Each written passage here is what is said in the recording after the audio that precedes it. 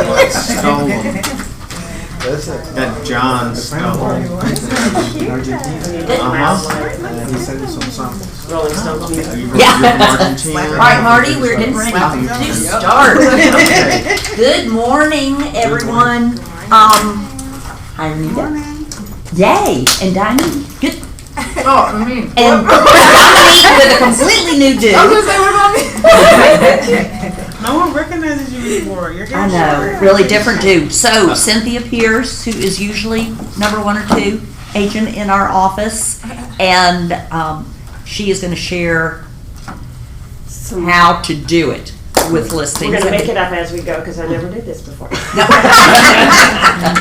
Lots of notes. I'm sure she'll entertain Thank questions. you. Definitely. What I'd like to do to get started is, I'll introduce myself too. I'm Cynthia Pierce. Who does not know me? Raise your hand. Raise your hand. That's everybody, right? Nobody knows me. One of the founding partners for this office, so very dedicated to the success of the office. I have 34 years, maybe it's going on 35 this year, in real estate. So it's a learning, every single day you learn, every single day. So every single day I'm like, oh wow, I should do that, I should do that. So do you tend to grab, what looks good, shiny? I'm definitely a shiny penny kind of person, got new technology, got new this, new that, I want it all. So my listing presentation changes every single time I do it. And I do have templated things, but I will kind of share with you how I've morphed into what I currently do. But how many of you, and we're going to go around the room, I would like you to tell me how long you've been in business, and how many listing presentations did you go on this year? Okay, so we'll start. I'm Jackie. I'm out of the city sale office. Welcome, Jackie. Thank you. I've been selling homes since November the 4th of '99, so I just had my 20th anniversary. What? Yeah. Well, you're only 12. That doesn't I count. know, right? Well, I'm only 39. And I have no idea how many listing presentations that I've More or done less. this year. 1, 0? 20 listing presentations. Whoa, you can get up here, No, right? I didn't take them all, but which is why I'm here. Well, I feel you on that. I don't take them all either. My name's Larry Leamer. I'm with this office. Welcome. I've been involved in real estate for 20 years, but as an investor and syndication, Other things side of like it, that, right? I've literally I haven't been on any listing because I'm more involved in the investment. Are you still doing side. investors work? Or Well, I have my own, and I'm involved in syndications with commercial, so I'm just interested in hearing what you have to say because I'm trying to explore.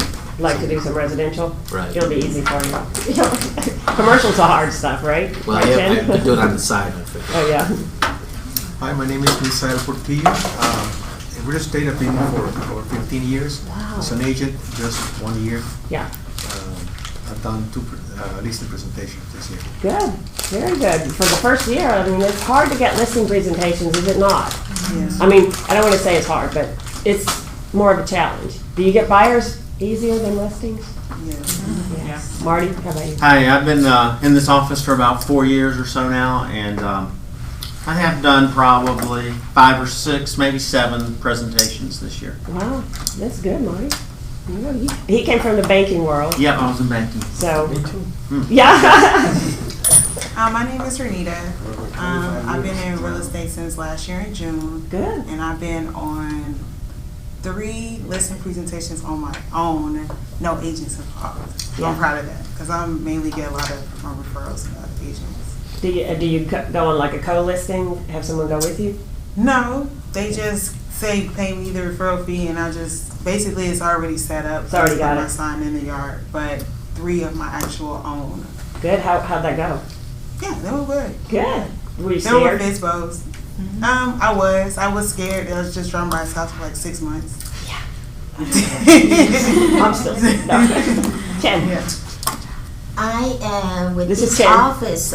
Yes, my name is Chen Lam, and I'm with this office going on my 7 years. And I'm like you, I'm the investor, but Yeah. then because I didn't got good representation, so I become an agent. I earn all the commission myself, so that was good.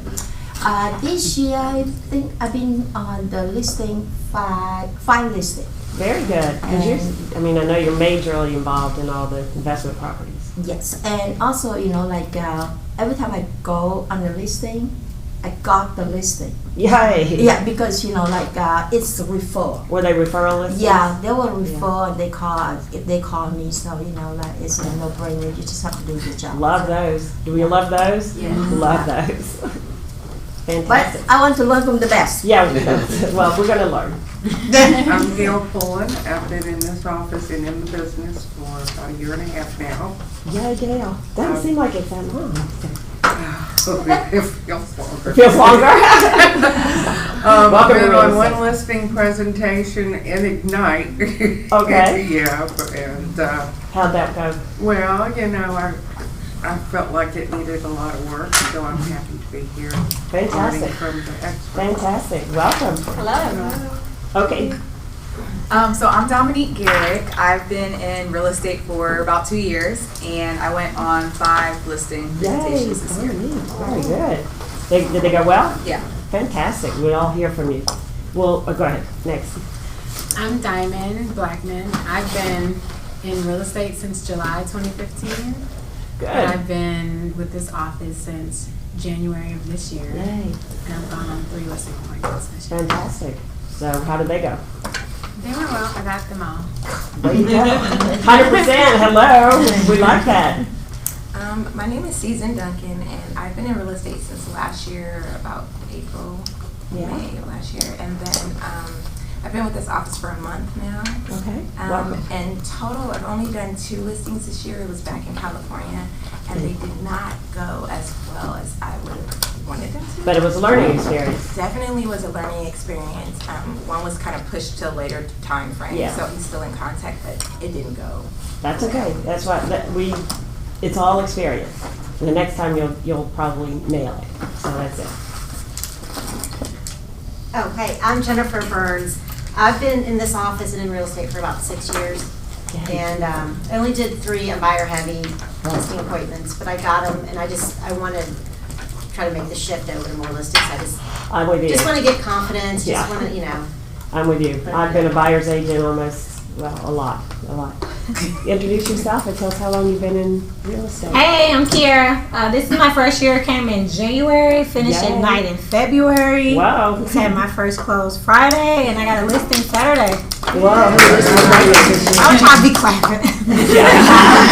I came, but I think it was really God, because I got it Saturday and I was nervous, and then you're here today. So before I go in here, I think you're gonna make me look really good. You are. That's what I heard. You're good. You're good. You went on a listing appointment and you got it? Hello, that's 100%. This is someone from Walmart that called, so I love it. I get all my where stuff they're from coming Walmart. from. That's the whole point. Walmart. Rocio, introduce yourself. I'm Rocio Fausto. I have been in real estate for a long time, but here in the U.S. since 2015. I'm with Cynthia Pierce, and I'm learning from her. So, But how many listing appointments did you do by yourself this year? this year, 3, 4. Yeah. Yeah. And pretty 100%. Awesome. 100%. Rocio's good. And Well, I need to polish.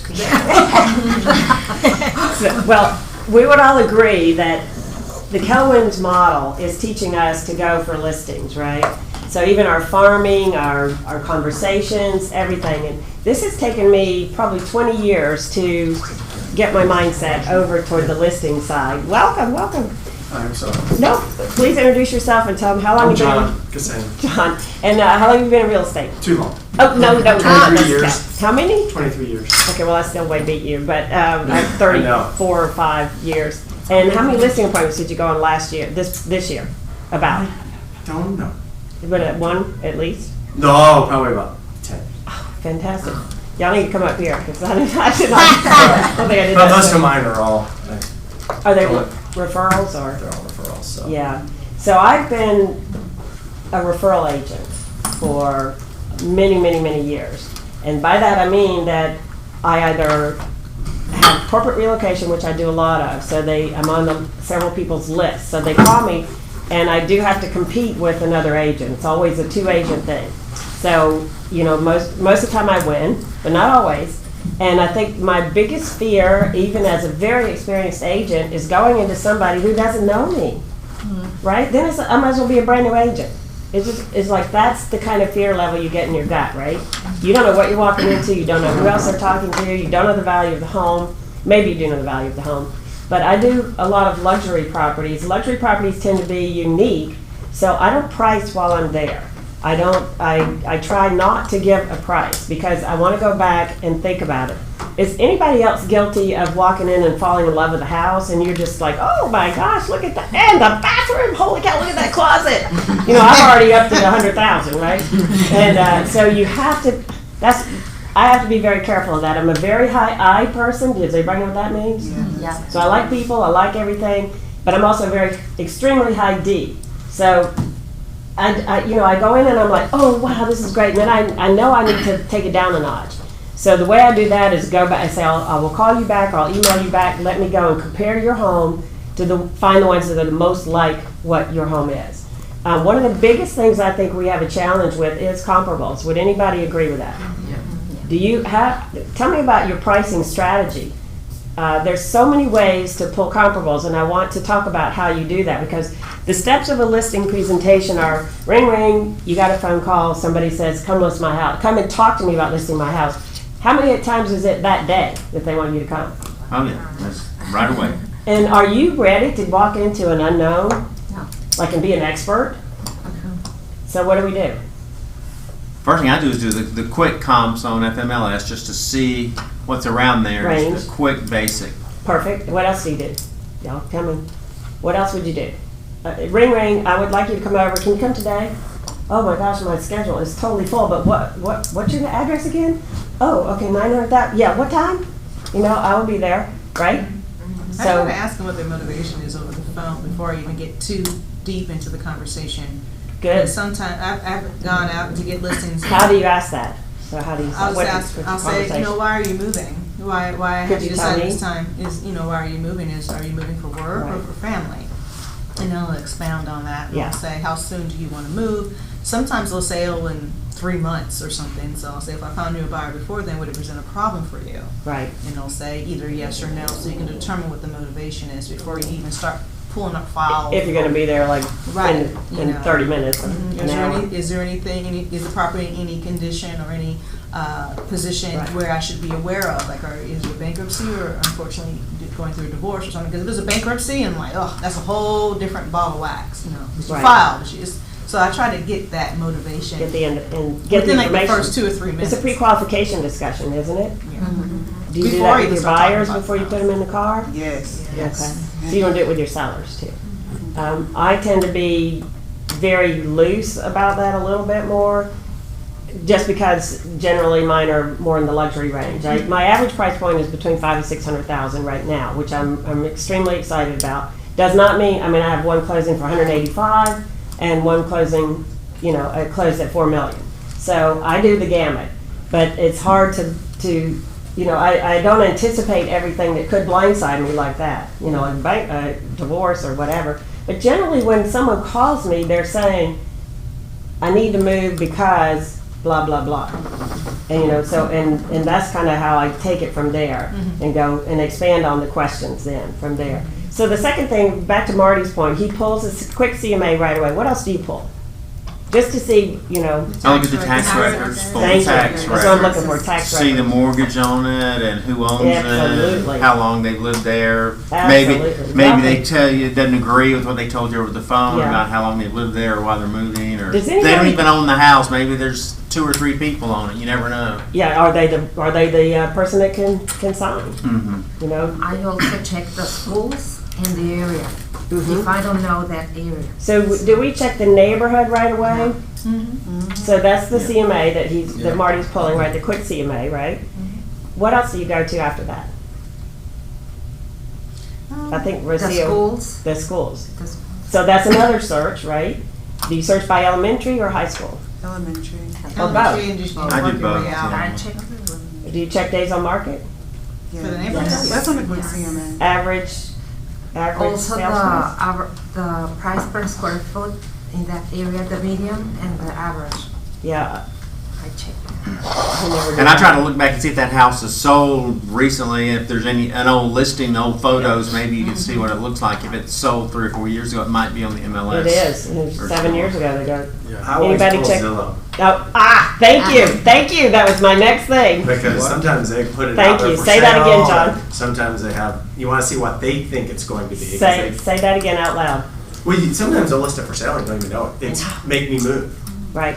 And so they may have a price in there already. Yeah. Or they could have they have a price in their mind because it's like, oh, but it says my house is worth 500,000. Your house is worth 400,000. Yeah. But I need to But they expect have my sale is no expectations, good right? then. Right. Right. That is actually what I wanted to segue into because Zillow, I had to learn to do this. Oh my God, let me check Zillow real quick. So you pull up Zillow, there's going to be pictures, there's going to be information, and there's going to be, to your point, maybe the seller tried to sell, didn't, for some reason it might not be on FMLS, but it could be. But it's got a lot of information in Zillow, and it also is what the seller's looking at 9 times out of 10. So do you have a script or a conversation to ask the seller, Mr. Seller, do you have a price in which you believe your home should be listed for? Or something like that. What's your script? Do you want to know what he thinks it's worth? And how many times do they throw it back at you? Well, that's your job. Okay, that's fine. But I was just curious in my comparisons, if I could compare to a price range that you're thinking, I could let you know if we are within that range or if I find a discrepancy. Do you have a conversation like that? Yes. I have taken 20 years to figure out some way to get that, what is the seller thinking? Because I don't know, in my market, I don't know if it's 500,000 or $1 million sometimes. I don't know, because sometimes the properties are unique and they're not in a subdivision or a neighborhood. It could be on 2 acres or 10 acres or some different things. So not always do I have a neighborhood. And particularly when you get in more unique properties, it could be all over the board. So what is that seller thinking? You can also ask if they had any recent appraisals. Yes, good point. And did you refinance, which would be on what? Tax The record. tax real estate. How many of you look at the real market value on the tax records? Shake your heads. Yes. Yeah. Because I know you do. I almost always call them back. Regardless if I'm sitting in front of the computer, I'm like, I'm sorry, can I get your address? Can I give you a call back? I'm busy right now, can I call you back in 30 minutes? Gives me time then to go look at all that information. I love that. Before I even talk to them, so I know your neighborhood before I talk to you. Yes. And so if I don't know their neighborhood, they think I know their neighborhood then. I know. But Because a lot of times you don't know. I mean, yeah. And I would just, I have someone in my office right now, could I call you right back? And regardless if I do or don't, I always say, totally call you right love back. that. That's kind of part of my strategy is I don't want to tell them the price when I'm there because I might. And then when I call back, that's when I ask them the price before I do the comps and everything else, because then I know what it should be at, but I still want to know what they think. Great strategy. If we're way out of alignment, I'm like, oh my gosh. Well, I went on a listing appointment that the seller was, adamant, could I get there like right then, or he was going out of town, the wife was going out of town. I said, okay, fine, I'll drop what I'm doing, I'll come over, I'll see your house. Well, obviously I didn't take all my dog and pony show because I just didn't think that was a quote listing appointment. This was a get to know you. They did not know me. They totally found me by Googling me. I've had about 4 appointments this year, which is that's 4 appointments I would never have had from Google searches. And so I'm impressed. I'm like, what? You got me off of Google? And, go ahead. What do you do on Google? To increase your Google search? I do a lot. And I don't personally do it, so I really can't even speak to it, but I have a really nice website, number one. Paid for that, 2-3 years ago, Rocio? Yeah, 3 years ago. So I have a nice website. It's generic. It's just graphically pretty. And then I also now pay GoDaddy Social, a pretty big fee every month. And they're posting on Instagram, Google, Twitter, Facebook, my business page. So you do suggest that, because I have a lot. Do you suggest doing that? Because I have a lot of stuff with them, and they're like, just do this too, and you'll get people that search you through the engine. I don't. We can't really say this caused that. Yeah. I don't know how I get analytics from them, but I can't say that they picked up the phone and called because they saw that posting. But for some reason, it makes my name rise up. Yeah. And particularly, they're looking for. The calls I've gotten are because I specialize in corporate relocation, and people have called me because they want a corporate relo agent, and I've sold one at $690, another one this past week at $800, and another one around $400 that did not know me and found me because my search engines are all saying corporate relocation, right? And I'm on approved lists for corporate relocation. It's an area that I don't even suggest everybody go into because I pay between 38% to 42% of my commission. But I do them like that because that's what I've been doing for so many years. So for me, it's cost effective. So, but it's a hard business to get into when you know you're paying 38%. Yeah, I don't like that. That sounds bad. It's bad. Yeah. My closing attorney, Debbie Stewart's always like, dang, they got so much of your money. Just wrote them a $15,000 check. Yeah, but you know, okay, so it was a $30,000 commission. I got, $17,000. So I wouldn't have had the 17. Right. I didn't get 35, but I wouldn't have had 17, right? True. So for me, it works. I don't know that that's a model that everybody wants to try to go into. I prefer to have a local business, where you could do that. Anyway, back to the story. Went on the listing appointment. The guy, I was able to get what they wanted out of them. They wanted $925,000. And I'm looking at the house and I'm going, okay, all right, then let me get back to you on that. And you know what? They went with another agent. And I was like, I'm really relieved because there's no way I could get them at $900,000. And it was just not going to happen. So let the other agent put it on at $925 and let's see if it sells. Great, then I was wrong, right? How many of you track what you don't get?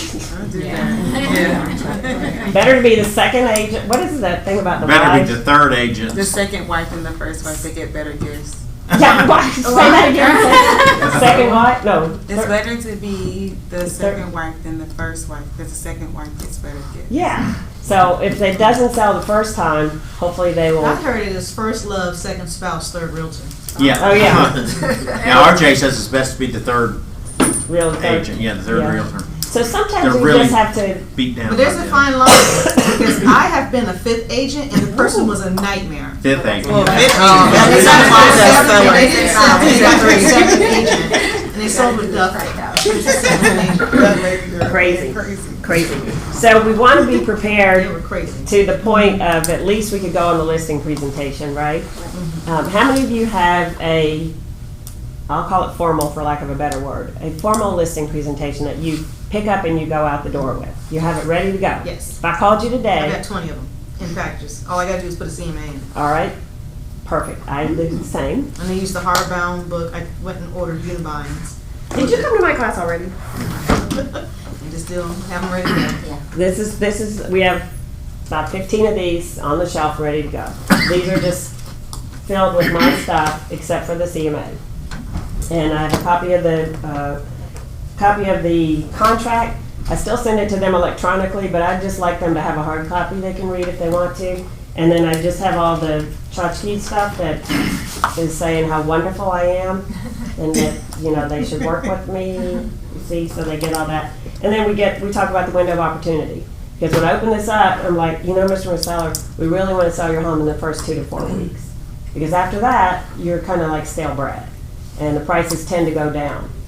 So, we definitely have this conversation. And then it goes into, the comps, and I put all that in here.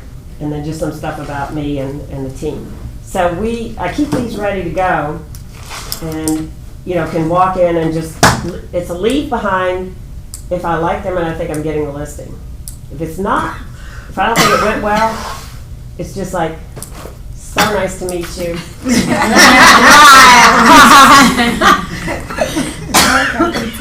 Because the other thing I say to this, if I don't have the listing, I say, Mr. and Mrs. Seller, this is proprietary. I worked hard to put this together for you. So if you are interviewing other agents after me, which I already know they are by that time, but they want to keep it, I'll just say, please, do not share with anyone else. And I'll be happy to pick it back up should you, for some reason, choose not to work with me.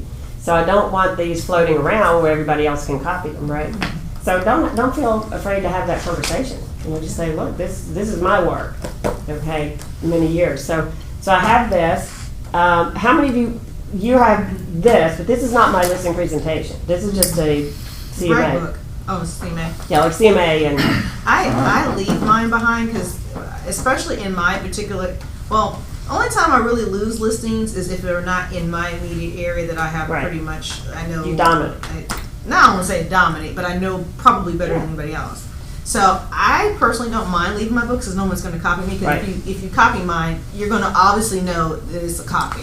sure. Like, What do way you, up there, what's your presentation aside from the CMA book? Like mine's the CMA book, it's not the Right. presentation. I actually download the Keller Williams listing presentation Perfect. and I snatch out pages that I don't Okay, want. how many of y'all do that? Oh, yeah. Y'all? You know what it is? Okay. It's pretty thick too. Right. So you just Too many eliminate whatever pages, pages right? you don't want. Are you talking And I about just use from the that and then- stats? From the stats? No. It's a listing. So listing, Listing. you can go into KW and go to the search and just put listing presentation. Yeah. Yeah. Just like Consultation. just like Have you done it, consultation, listing Yeah, presentation. it's a I listing usually pull out consultation. the stats. The stats are another whole separate book in my world. I would pull them or put the appropriate ones in this book. Michael Lewis. Michael Lewis. Michael Lewis has one. Yeah, I've used Yeah, I'm it. using Michael. So is everybody agreed you know where to get a listing presentation if you don't have one? Mm-hmm. Okay, and then you can edit it. Yeah. And you can personalize it also. Put your name and logo and everything. Change your graphics. Right.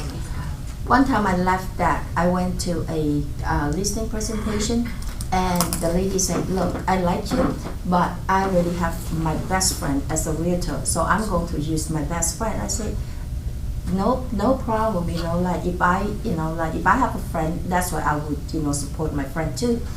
And I say, nonetheless, like this book is just for you, like if you like to know more or less, whatever, like it's all the information is there. I left her with the Bible. And it was so funny, a year later, she called me. Yeah. And she said, "I'm trying to sell my house, and my friend did not do her job. Could you come to sell my house for me?"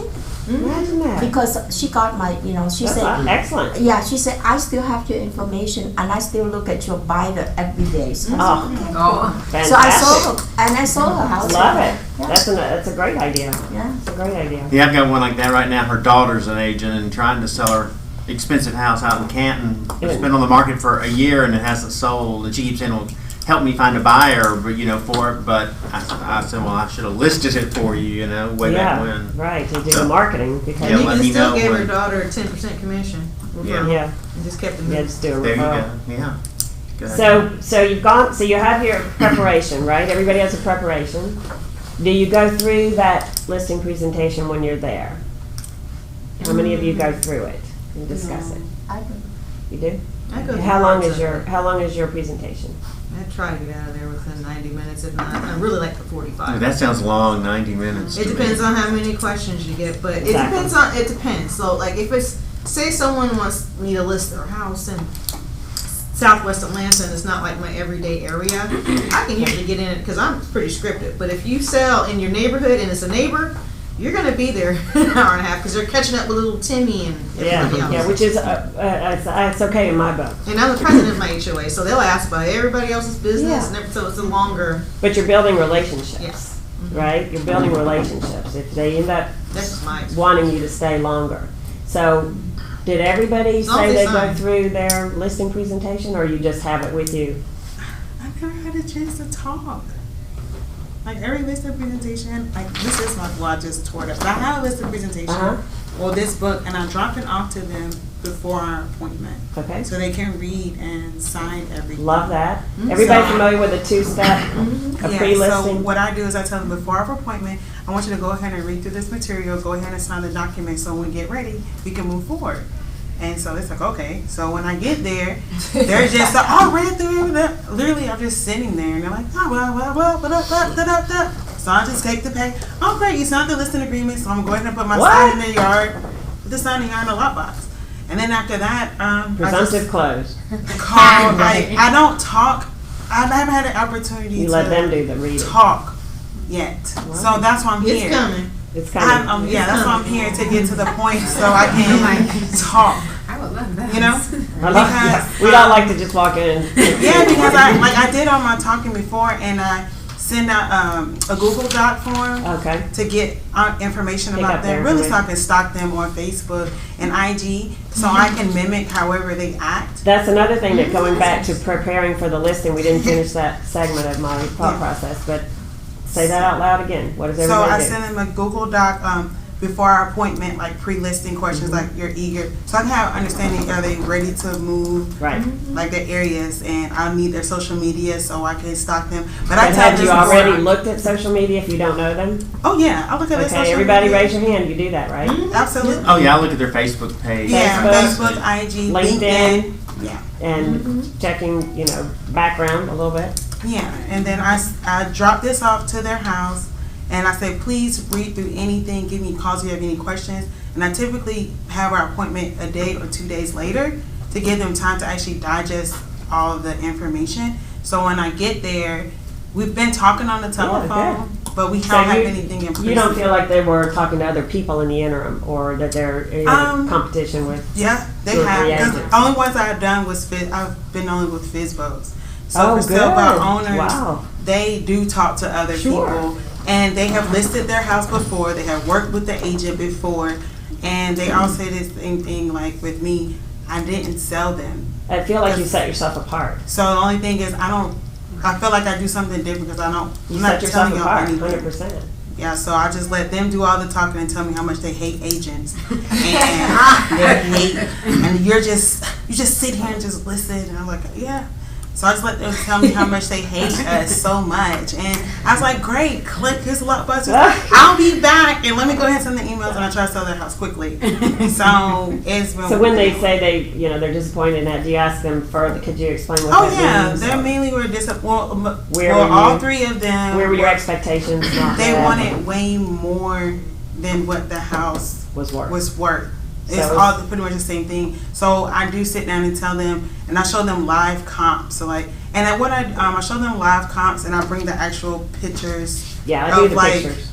Yeah. what is your house? The exact same house, exact same floor plan. This is what it sold for last month. Right. So could you explain to me, why do you feel your house is $40,000 more? Right. Could you share with me what you've Like, done? what is it? Oh, I got my differently? porch Yeah. screened in. Well, Oh, that yeah, is that's not good. $40,000 But you're doing that on, when you come back. Huh? You're doing that, so you are talking when you come back with them. No, it's in the packet. I put all the stuff in the packet, drop it out to so they can sign that leasing agreement. And then when I come back, when they sign everything, I answer any questions that they have about the listing agreement. So at what point do you know what they're wanting for the? From my Google Doc. Okay, so you're conversing with them. Before. Yeah, I talked to them on the Google Doc phone. Did you at cre- the actual listing appointment, Right, there's right, nothing right. to talk Did about. you create your questions yourself, or were there? From you a long time. Well, you had something We had a. Yeah, I remember we had like last year, but you were talking about different questions to ask, so I just put it into a Google Doc. Yeah. And then Diane Black helped me put it in, so I just send it to them Right. in the Google Doc, and then I drop this off to them 2 days prior, have them fill out everything, Perfect. and I show up. And you're a younger dynamic, so some of the people I know probably couldn't open a Google Doc and deal with it if their life depended on it. So a question I have for you is selling toward the high end, because one of the goals that I set for myself for 2020 is branding myself even more, but also working more in slightly higher price point. And I have this fantasy in my head to sell higher end vacant homes Wow. versus homes that are occupied, because my challenges I've had this year is, little Timmy has the flu, we can't show it for 2 weeks. Yeah. Or I forgot to put the dogs up, or I forgot Oh, to yeah. make the bed. And so all the opportunities Oh, yeah. that they have to sell their house, they're like hurting themselves. And with the vacant houses that are at least staged, Yeah, I can staging. show them when I want to, I can do the open houses when I Yeah. want to, things like that. So how do you get someone, you talked about them figuring out what it is that they want, right? And she does that in a way in her Google Docs Yes, as yeah, well. doing that. But how do you compare the incomparable? In there. When someone says their house is worth $5 million because X, Y, Z, because I would imagine sometimes you would have to go outside the area to find We do. relative comps, because there's nothing that's We comparable do. per. And I have a really good appraiser that I Okay. work with also, Arnold Schwartz. If anybody doesn't know him, you should know him. I had him actually come one time and do a class too, but Okay. he does a lot of high-end properties. He knows every home in Buckhead, and as well as he lives in Dunwoody. He's very experienced, so I would go to an appraisal. If it's a unique property and you're talking over, really pretty much over 2 million. I mean, Buckhead is 2 million is pretty average. As far as like the house is not going to be knock your socks off. Yeah. But 3, 4, 5, 6 and up million, those are unique properties and they don't sell quickly. And that's not my target market, honestly. I've been in that market and it's not my target. It's competitive. It's like I like to date, I don't like to be married. Right. So I don't like marrying a $4 million, $6 million. I had one at 6, it took me 2 years to sell. You know, and that's constant maintenance. Property became vacant. I had to go over there and the water leak or sprinkler leak or winterize it, de-winterize it. You know, it was just a lot of effort. Well, how do you set yourself apart with your listing presentation? If you see, like I've seen, I don't work Buckhead, but I'm kind of familiar with, you'll see a listing, it'll be with Hirsch, and then it'll be with Patty, then it'll be with, this like the circuit, right? So what is it after? It's more relationship than anything. I don't think it's your crutch materials. It could be. They may say they want the pretty book that Glennis puts out. The Sotheby's does that. So, but we have a really pretty book in luxury, gorgeous book. I'm a member of a group called Live Luxury, which is a local luxury group. And if anybody has, wants to get into that, that's also support and network. And we have a luxury presentation, listing presentation that that we can use.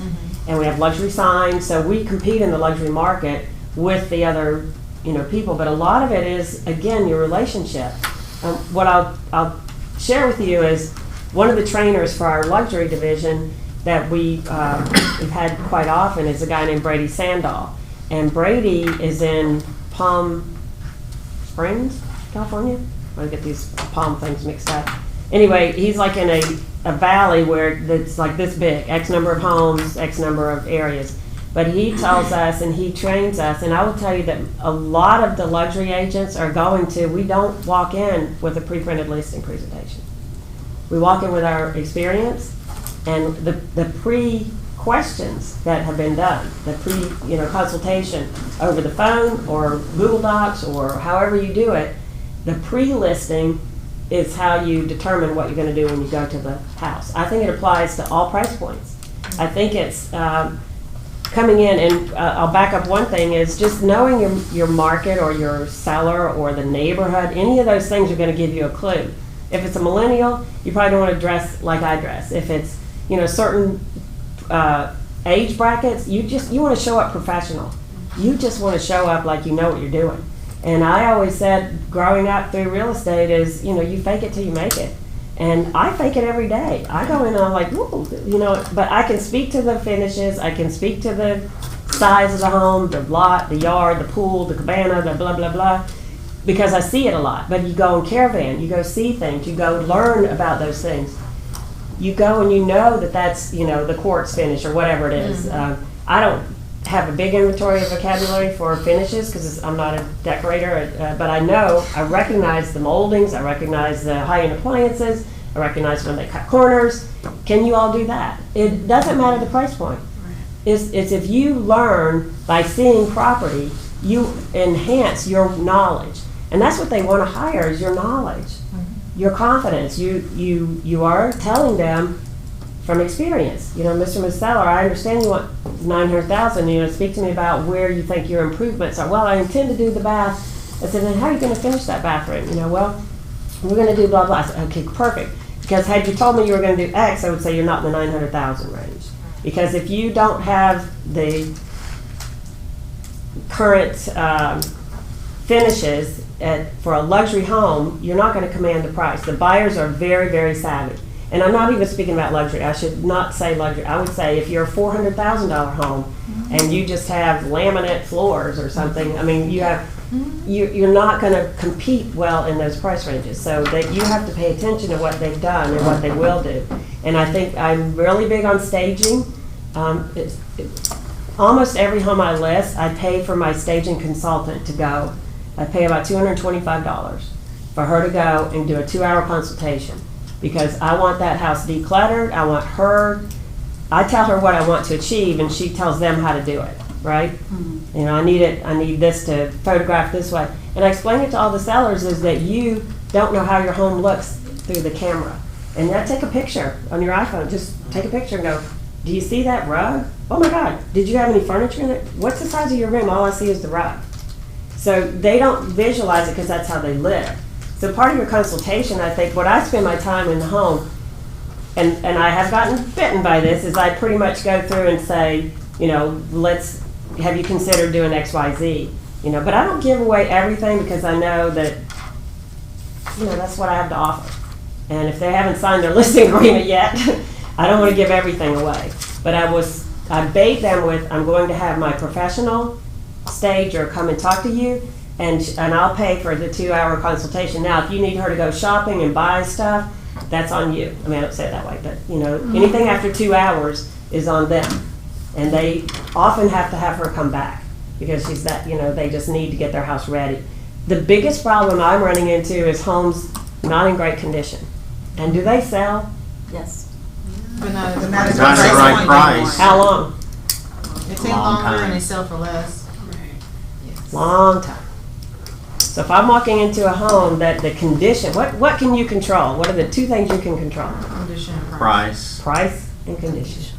So if you, I got a quick question. So when we're going up against other companies that are offering these concierge services like Compass, where they'll go ahead and fix everything up and pay it closed, does KW have something, or does our office have something? I think there's a company that does that for us.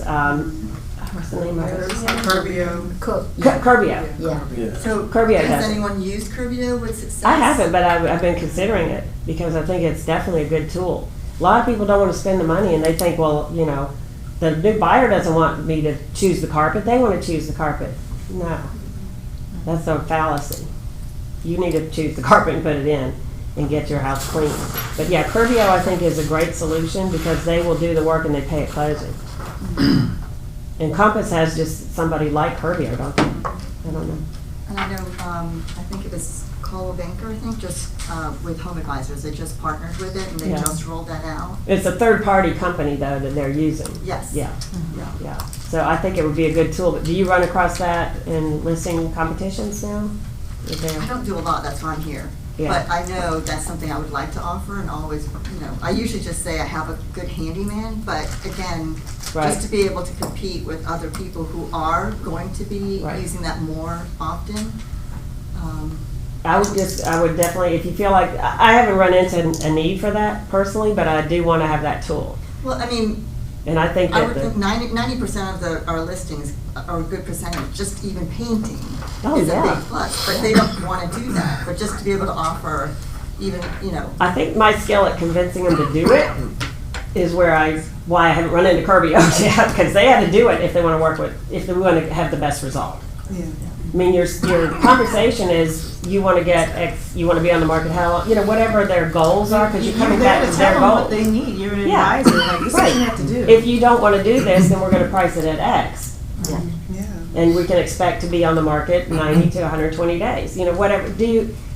Does that make sense though to you to kind of do either or? Now, if they cannot afford to do it, that's what I think the Curbio and the, and there are many companies that'll do like a delayed payment, like I know carpet or tile. I think I can probably give you some of those too, if it's the basic stuff.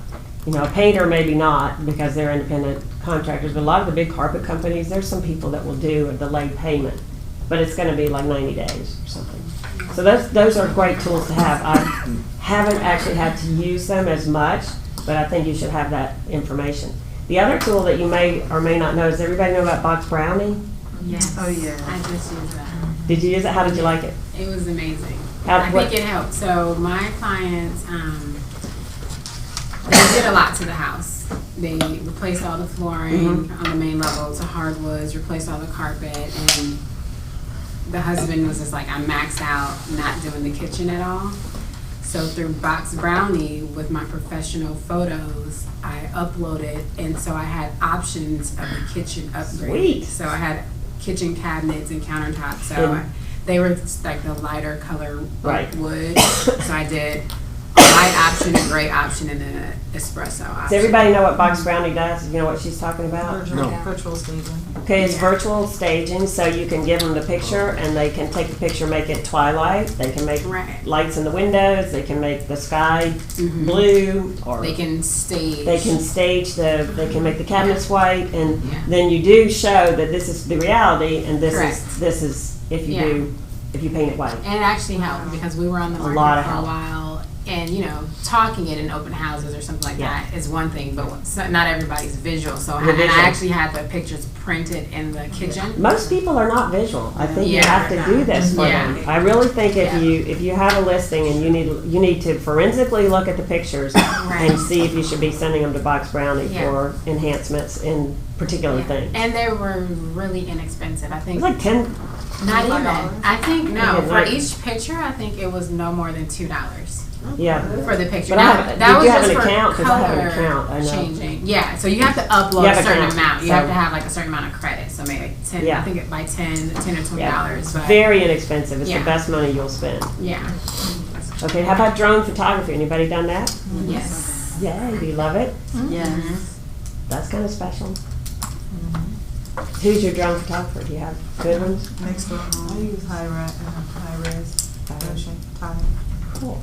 All right. Well, that's what it makes it hard is if you have a house over near PDK or Charlie Brown Airport, then it makes it really rough. Well, there are areas they can't fly drones. And they have to be licensed. You got to do that. There is a guy at Fuller Plans of Atlanta, and his name is Matt, and he has a cherry picker. He also has a 40-foot pole extension where he'll get literally on a ladder on the back of the truck and pull it up another 40 feet so you can at least get the height. The roof it'll be above the roof. So how many of you have an opportunity to say that you're going to do drone photography for a nice listing? Yeah, I think that's a big, not everyone does that, so it does set you apart. And it's not terribly expensive. I mean, it shouldn't be. Usually it's an upgrade to whatever your photo, so if you're paying $150 to $200 for the photos, usually the drone is like maybe $75 because they're already out there. So. Yeah, who are we using, Rocio? Who are we using? Who have we gone to? We used Virtuals. Virtuals, yeah, we've been using Virtuals lately. I was doing Planomatic, but they lost a couple of photographers, so kind of went away from that. I'm going to share with you really quick here's my standard old-fashioned listing presentation.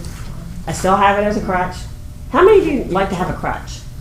Just to give yourself confidence that you're going to walk in, and if you flub up everything, you can just kind of go, okay, let's just go through this book. Because then it will remind you, right?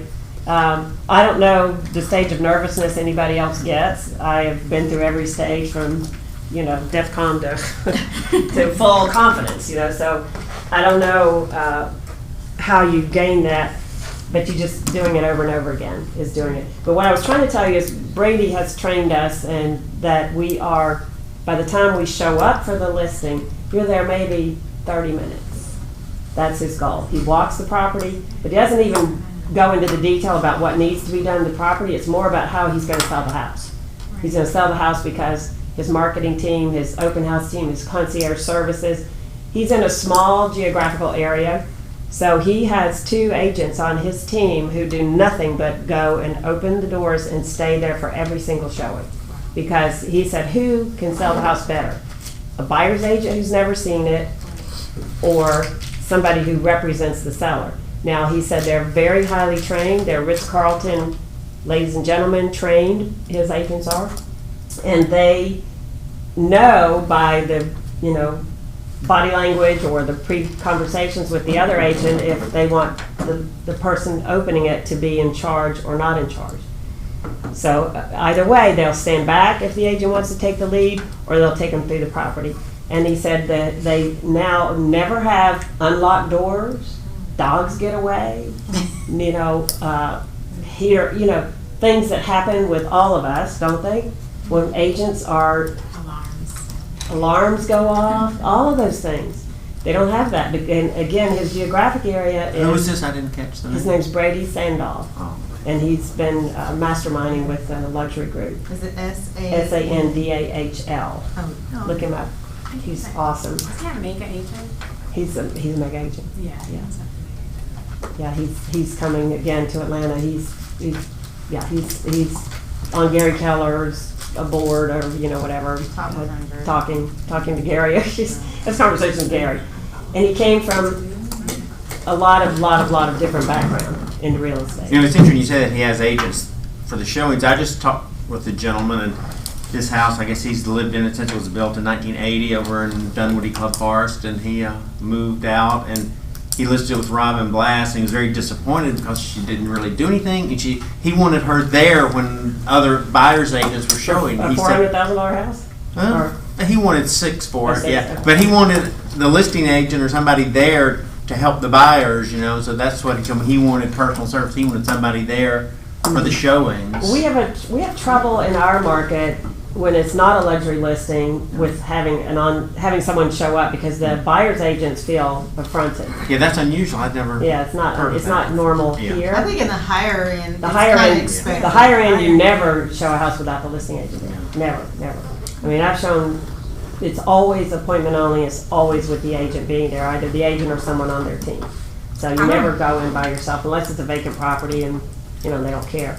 But normally they have to meet you, and so we're very accustomed to that at a certain price point. But at a $400,000 house, and you say I have to meet you there, the agent's like, what? Are you kidding me? But the thing that I'm just giving this to you because to me it was a big aha. It's big like, how do you set yourself apart? You could offer concierge service, and concierge could be however you define it, right? It could be, like for me, it's the stager person. I pay that. And I explain to them, I'm spending my money up front because I'm vested in your success. And it's costing me money. You're not paying any money to get your house on the market except to do the things that need to be done.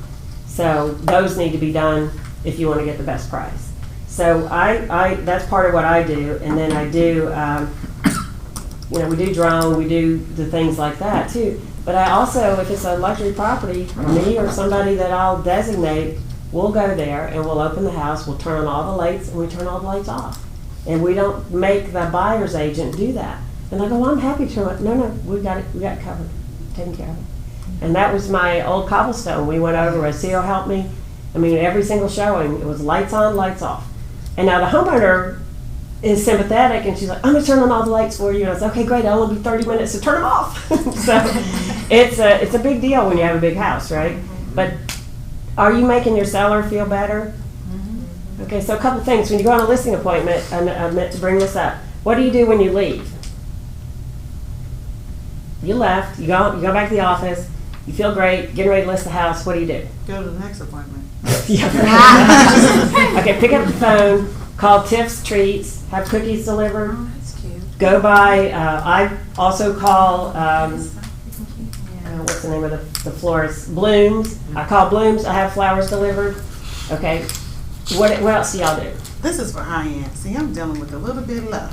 So I'm not. How much does Tiff cookies cost? Y'all doing handwritten.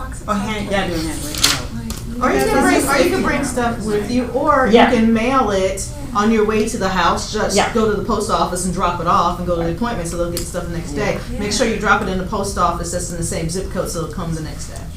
Is this if you get the listing, or even if you don't? Even if I don't know. Even if you don't get it. I mean, it doesn't have to be extravagant.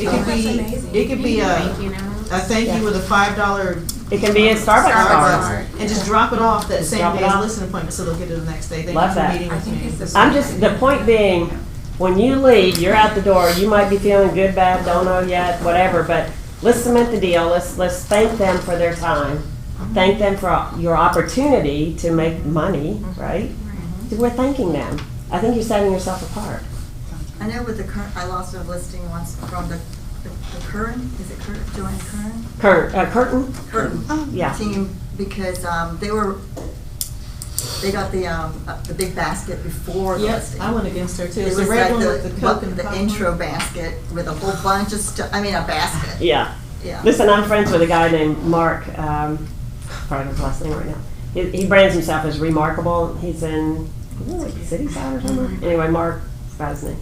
Love him. And he used to have a fake silver platter delivered, shrunk wrap, with his presentation, his pre-listing, and, you know, champagne or whatever, and it was just shrink wrapped, and he had it dropped off before the listing.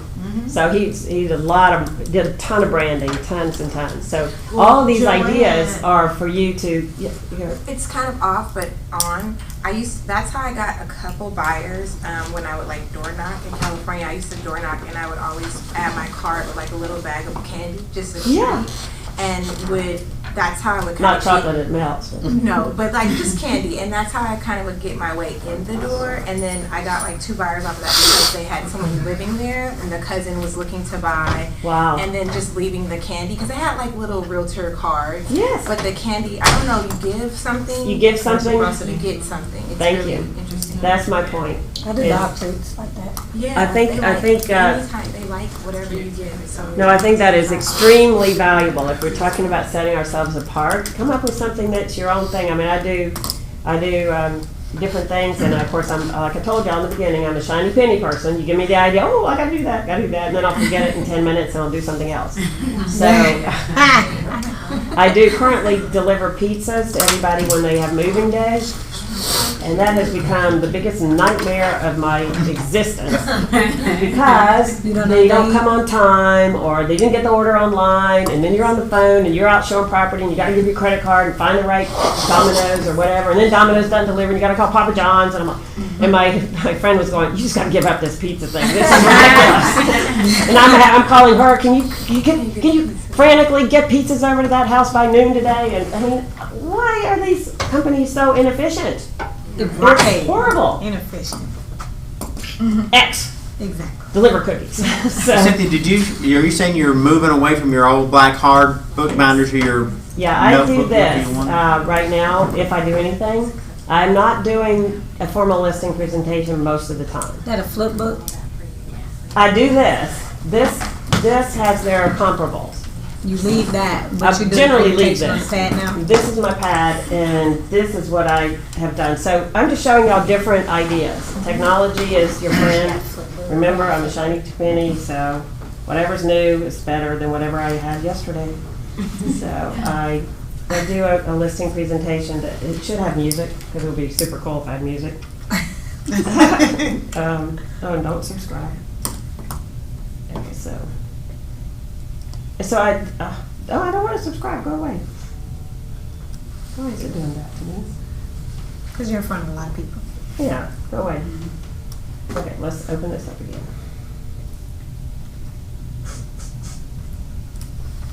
Where's your little X? Get me out of there. Okay. So it basically, I think maybe my subscription ran up. What do you think? Okay, so I can talk about all of these, and I talk about my mission, and then I can go into all these. I have scrolly things, and I talk about Keller Williams. I'm really passionate about Keller Williams. Obviously, I'm a founding partner here. I was with 2 other companies. One was Buckhead Brokers, and then which got absorbed. And then I was with Remax for 13 years, and I've been here for 18 years. So Keller Williams, the growth of Keller Williams is phenomenal. The culture is phenomenal. The fact that we're international is what I love. My husband's Spanish, and Keller Williams is in I don't know how many countries now, because every day they're adding a new country. So global expansion is huge. So if you ever want to, and we're number 1 in everything now. Units, agent count, and dollar volume. So it's a pretty big deal. Most people don't know that because Keller Williams doesn't spend, how much does Keller Williams spend on advertising Keller Williams? Very, very, very little. We're the advertising. 0. Yeah. Only time you see them is if they might be in NAR around Christmas time, thinking about getting your license or Yes, but that's not Keller Williams. That's international. Yeah. I don't think so. I don't think they advertise. Well, maybe. And Realtor.com, the Realtor magazine. Yeah, Realtor. But they're not advertising the company. It's up to us to advertise ourselves that we're with the company. So basically, then I just talk about staging, and I show like before and after vacant property. Rocio, who did all this for me? I don't remember. Denise. those Yeah. pictures. So we did pictures. We talk about, we talk about before we list, what's going on. And then there's, talk about social media, talk about media, keep going. And then I just keep on going through. Under contract, we have strong negotiation skills, and then tracking the, go ahead. Okay, come up here. Oh, I can't get it to work. Anyway, it just goes on, and then it's the end, and that's pretty much it. So I pretty much just use this, and it's, you can stand it up or whatever. Doesn't have sound, which sometimes you kind of wonder if you should have like little soft music playing in the background. But I like this, and it's in, what's the company that does this? It's hard to say Spatial, but I don't think that's right. No. Storage Pro. I don't know. Anyway, it's one of the ones that, there's got an S on it. You've got all kinds of technology options if you choose to do something like this. And for me, it's easier because it's short and sweet, and it's more of just like about what I'm going to do, about staging and pricing. Because I already talked about price when we go through this, when we go through comparables, and I'll go through the comparables with them, and that might be the second visit. Could be the second visit. If it's a unique property, it's going to be the second visit because I don't want to need. I've hurt myself so badly sometimes by knee-jerk pricing because I love the house and I just think it's great and I love the people and I'm all excited and I'm like, oh great, now I'm gonna have that listing for 2 years, and I don't want to over price, and I'm bad about overpricing. So I know that's a problem for me, so I have to address it by winding back, go back, cool down, try to find out what's wrong with it, right? Okay, what is wrong? So I think in terms of trying to set yourself apart and just being a consultant is what it is you are asking them more questions than you are telling them what you do, right? That's the whole point, and that's why Brady is training us and telling us that he is there just to ask more questions and for them to meet him, and he's gone because he's already set the expectation with the pre-listing and with his services, and his reputation has preceded him. Mm-hmm. So by that, he can just stay in the consultative mode and then ask him, you want to ask questions like, how often do you want to be communicated with? Do you need me every day? Do you need me once a week? Do you want once a month? Do you want me to email you, text you? Do you want to, how do you want me to, do you want a market analysis every 2 weeks? Do you set your seller up for a drip that shows them what's happening in their neighborhood? Do y'all do that? Yeah, I've done that before. Everybody know what I'm talking about? Yep. Just set them up on automatic notification. So if something happens, you don't have to watch it every day, but because FMLS will notify you. Mm-hmm. What other questions do you have? I don't know if I'm supposed to go past 12, so tell me what I could help you with. So for you like to set it up, you go ahead and give them the pre-listing, and you already have the comps, and it's like 30 minutes the first time, right? And then you come back and then you kind of fine-tune your pricing strategy with them. How do you And I don't even necessarily have to go back the second time. Really? It could just be a phone call or an email. Okay. I looked at everything, and I usually type it all up because I want to do then more of the appraiser view, for lack of a better word. I want to say this house compares favorably because it has the same square footage and it's sold for X and it has blah, blah, blah. And so I'm really telling them sometimes in an email. And then, but I'll call and say, here's what I'm sending you, but I feel like and I always try to do a range. Do y'all try to do a range? Mm-hmm. Yeah. Okay, one thing that Arnold taught me, and y'all probably already know this because you're smarter than me, but Arnold taught me that when he's starting a property, and again, this applies to even not unique properties, but in particular unique properties. Okay, well, we know it's not 5 million, right? Okay, we know it's not 1 million. Okay, so let me see, is it 2 million? Is it 4 million? And we start slicing and looking at comparables for a property that you got to get in a range. I mean, I could walk into a property and not know what $1 million category they're in, right? It's possible because they're so big or they're so this or so that. But what are the comps telling you? How long are they staying on the market in those price ranges? Same thing, are you 400,000, are you 800,000? Okay, well, you're not 8, all right, let's move it down. Are you 7, are you 5, are you 6, are you 650? You know, so there's a range, and depending on how broad that range is, I may say, you know, you will compare favorably to a 6 to 650 list price, and give them a range. You know, I think you're going to be, and they may say, okay, I want 649, I want 650. Okay, let's go back and look at that, and you know, maybe we tweak it a little bit. But I think that range is a really good tool.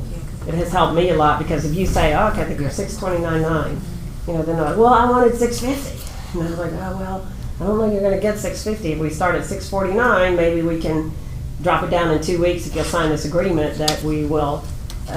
We don't have a contract in 2 weeks. Then the market has told us we're not 650, right? Y'all do that? Yes. Quick question: when you're talking about these unique properties, or even unique pieces of land, like maybe a bayou on it or a ditch, do you ever have an appraiser come out? Yeah.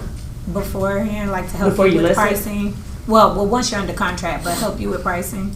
Oh, for pricing? When is that different? I recommend that the seller get an appraisal sometimes, especially for a unique property. Or I'll pay for it and you reimburse me at closing, or I'll reimburse you at closing.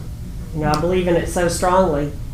But, you know, it depends on the price range too, because some of those very unique properties, which I don't do that many of those, I mean, the appraisal will be $1,500. You know, it's not a $400 appraisal. So you just got to be careful if you're in that price range, you know, what the cost is. And truthfully, sometimes appraisers know less than you do on specific properties. If they're not in that market, correct, and doing it, that's why they can overprice you and burn you more than help you. Yeah. Because they're like, well, the appraisal said it was $2.5 million, and you know it's only worth 1.75. It won't sell. It backs up to a road, or it has this and that. And but the appraiser looks. Oh, I know. He's looking at the square footage, and he says, well, you know, it's 10,000 square feet, and the one next door was 8,000, but it didn't back up to 400.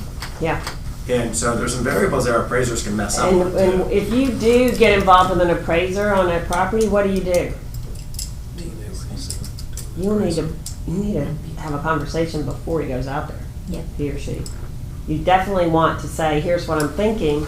Show them your comps. I need If your you've got help. some, you Right. want. Don't let them go out there. Don't let them go cold, John, because you could get One totally thing appraisers screwed. love is information. You can never give them too much information. Right. And when I talk with Arnold, he does that same, well, it's not, you know, this, it's not that. So let's just take out what it's not, and we're going to find out what it is.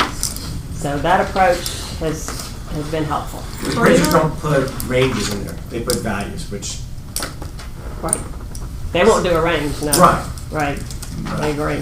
What? For your non-relo customers you have, for say your average person in your portfolio of clients that say are buying at $500,000 or $600,000, how many of them are staying local, and are they moving up or are they moving down? I have a lot of people who are empty nesters in my age bracket, and they want nice homes that are smaller, which do not exist. See, and it's also, they think downsizing means they can put some equity in their pocket, but instead to get what they want, they're going to have to pay more, Right, Jennifer? even though it's Shaking her head. smaller. You're going to pay more. You're going to get less. You're paying for your lifestyle, and that's what I try to educate them. You know, they're a big old house in Doherty Club Forest that they didn't update, and they need to spend $100,000 on it. And then they're going to go buy a little tiny cluster home, and they need to spend $100,000 to update that. They're like, well, I said, yeah, but you didn't update that one. Now you want it to be updated. Let me tell you what I find in the market right now, and you tell me if you agree with this. The market of buyers is ruined. They are all trained on what? HGTV. Joanna Gaines and Property Brothers and Fix and Flip and all those things. So do they walk in thinking you should have done all that work already? Yeah. Every age bracket I deal with, like, they'll crucify you if it's not. Exactly. They will cannot reach for the stars if it's already done. Yeah. But if it's not, they will crucify you on the process. I'm selling this And I sent tiny right back little. to the lender, like, let's run this again. What'd you say? I sent them right back to the lender. This is what you can afford. This Yeah. is what this looks like. So this is really your fault that you couldn't get that out. So let's take, we have to go up 100,000 if you're gonna get one that's renovated and updated and has all. No, because she's right, they're spoiled, so I like that you said, you have pictures. So I keep some nice looking pictures, but I also keep the info for it, like, you like this house? And oh yeah, this looks like that apartment. Yeah, this one is this much. You gotta prove for this much. So we can wait, or you can. I did a Property Virgins TV show a few years back, and with Egypt, she's a piece of work. I love her. She's nice. I'm a piece of work. But it was interesting because they had us. Part of their whole shtick is you just take the people to a neighborhood that they would like, which of course they told me what price range and all. So let's just pretend it was 600,000, and so my little couple, which happened to be my nephew and his fiance, were just like, oh my God, I love this. This is great. This is so cool. I love this. And they were just like all excited and all that. And they said, well, how much do you think that is? Well, I don't know. How much is it? And, it was like $650 or whatever. Like, oh, okay. So we can't really afford this. No, we're going to go to this one now. And it would be like a, oh my God, it was so ugly. So it was funny. It was a funny way that they interpret things. I'm sorry, go ahead. No, okay. I was doing an open house where a house had been renovated over behind Dunwoody Country Club off Spalding, and I got my heart broken because these buyers walked in and said, oh, this house has cheap granite in it. And I had just put that granite in my house that I had renovated. That same granite. And I was like, oh, okay, thanks a lot. Yeah. How many times have you said something about a finish and they either hate it or love it, or you have it yourself? Yeah. That's happened to me. I caught myself doing that because I was walking through the house and the guy was so passionate. So I said, whose home is this? Because he had it way revved up. And he says, I'm one of the owners. And I said, I figured. All right. So glad I didn't say anything. Well, the thing I is, would say someone liked it when they put it in. Yeah. I am trying to train myself to say, what do you think about this? Yes. Because it'll save you total embarrassment or mortification if you already said, that, oh my God, they put that cheap granite in there. I am trying to do that instead of ask questions, seek first to understand, right? What do they think about it, right? But I will tell you, coming back to my whole philosophy is the buyers are completely spoiled. So I feel like if you need Curbio to get a house into the condition it needs to be in, you need to do it. You just need to do it because the market will tell them, no, we're moving on. We want pretty, we want fancy, we want gray and white and marble, and we just want everything. We want shiplap. So my friend says we just need to throw up shiplap in that house and shiplap down here. And shiplap is already on the way out. It is. But the people don't know that yet, guys. They do not know that. It's gonna look horrible. People say gray is out. It's not out. No, every single go to new construction. It's all great. Go to new construction if you think something's gray. out. It is not out. Right. The only thing that's in now is mosaic tiles that are Arabic tiles that were very unpopular When they came out in the original. Well, originally they were, they've been through different cycles and different iterations. But I think that if you want to educate yourself on finishes and all and what's popular, go to new construction. Because you'll see what the builders are still doing. Builders are going to do what sells. But it's shocking that black appliances are coming back. I thought everyone liked The stainless steel. They have stainless steel black. Where's this black coming from? The stainless steel looks dirty. I was waiting for the next, give me the next trend, but you don't know the next trend. You just can't. Question for you. Yeah. For the listings that say you went up against with the reload or whatever and they didn't go, has it primarily been because of price, or are you finding that these agents are promising things that are I think both. Okay. And sometimes I like to think that you get along with everybody, and sometimes you just don't, or they don't like you the best. I always feel like they didn't like me the best, but a lot of times it's price, mostly price. And then I wait and see if it's sold and see if I'm right. Do you ever reach back out after it didn't? You are not allowed to reach back out. I just took license law. Anybody take license law lately? Yeah. When the listing expires with the next agent? Oh, it expired. Yeah. Oh, okay. But I thought you could call back like you didn't get the listing and say, could you help me improve my business and tell me, why you selected the other one. You're not allowed to do that. Can't do that? No. Even So you would- even if they haven't, hasn't been listed and or just, how do you know? Because you're not asking for the business. How do You're you know if asking it's for been signed? I know, but if they've gone with somebody else, you cannot cross that line. So you have to ask while you're there, is there any reason you wouldn't list with me? While you're Before you there, leave? yeah, before you leave. Yeah. But I Well, thought you I could would call back and say, need to say that congratulations, I wish you the best. Could you tell me why you made that selection? And I even called Linda Craw after I took license law class. I said, I don't believe this. She said, absolutely not. I was like, what? We've been doing that for years. It sounds like etiquette. I thought it would help you grow your business. I want to know what, It's like an exiting what was the ramp. deciding factor, right? But I think if you do it up front, it's much better. I like that better. Just say, is there any reason that you would not list with me right now? Well, I like this team over here. Well, there could be something. Do you like to go my first sister, or go last? I prefer to go last. Last. Because some people are really good at going first and getting it signed, which I think you would qualify for that. Just get it signed. I'll call the people behind me and tell them not to come. I have done that. Any questions? I don't remember how long we were supposed to talk. So It was 11:12. Oh, bye. This is why my listing appointments are an hour and a half. Thank you guys. Hope you go get a listing. Yay, thank you. How would you sell this?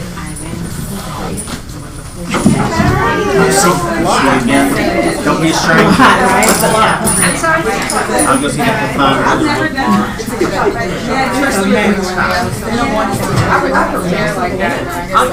So I'm gonna tell her to jump the car, sell the logs, and then I need somebody to get in there and get those leaves up.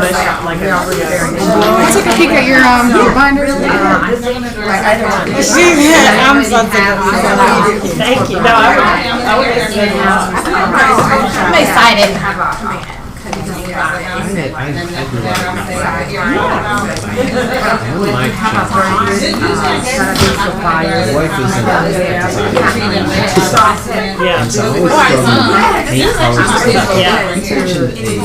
My stage is by that. Tells everybody what She also staged one. I use a stage. You can even organize some, contracts. So I just had her hang out my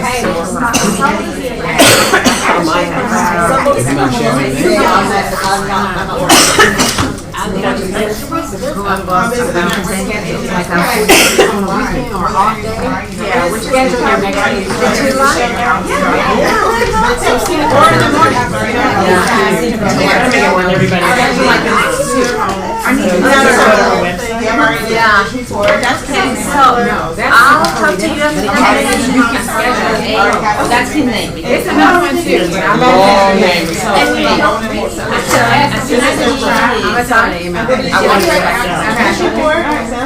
Thank you. Thank you for coming. Of course, I need to learn.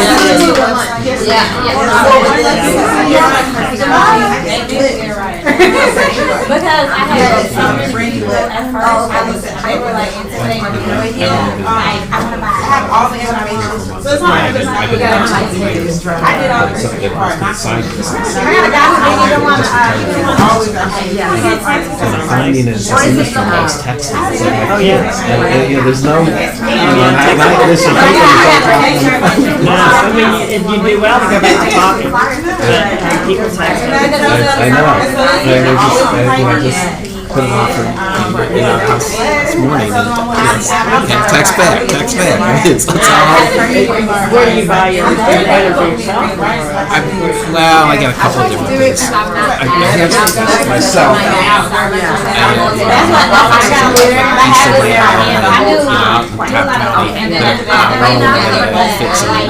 Some of my rent. I really don't want to do these, but I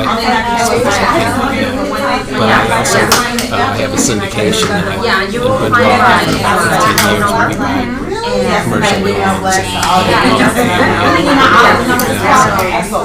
for 15 years where we buy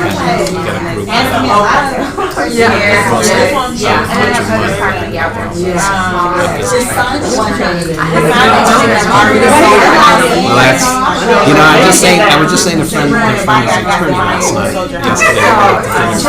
And I said, you know, I've been planning this for 20 years, and I said, you know, just started buying property, started investing.